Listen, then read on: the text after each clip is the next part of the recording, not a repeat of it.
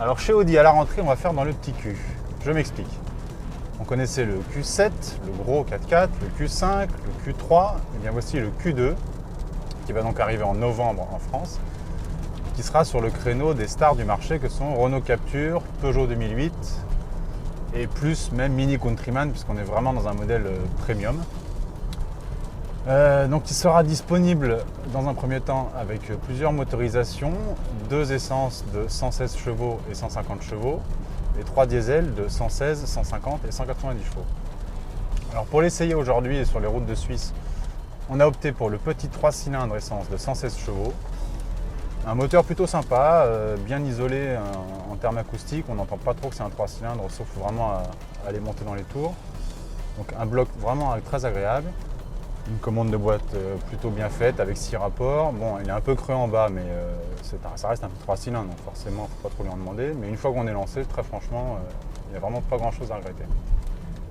Pour le reste, on est chez Audi, hein, donc voilà, une présentation sobre, qu'on connaît bien, des éléments repris de différentes autos de la marque, hein, les aérateurs qu'on a déjà vus partout dans une A3, dans une A5, etc.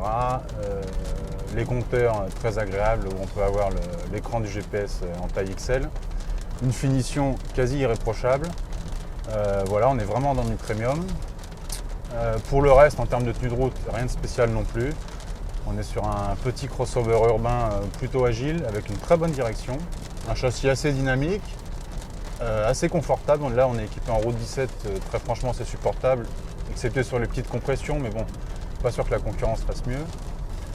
Voilà, donc vraiment un bon produit. La seule inconnue, c'est le tarif. Et évidemment, c'est un peu là que le bas blesse chez Audi, c'est qu'on va s'attendre et on s'attend à des tarifs très élevés. Donc ça, ce sera certainement la mauvaise surprise de la rentrée. Et on ne connaît pas non plus le niveau d'équipement, parce qu'ici on a un modèle plutôt bien équipé avec le grand GPS, régulateur de vitesse, radar anti-collision, voilà, plein d'équipements plutôt utiles. On ne sait pas trop si ce sera en série ou en option selon les finitions.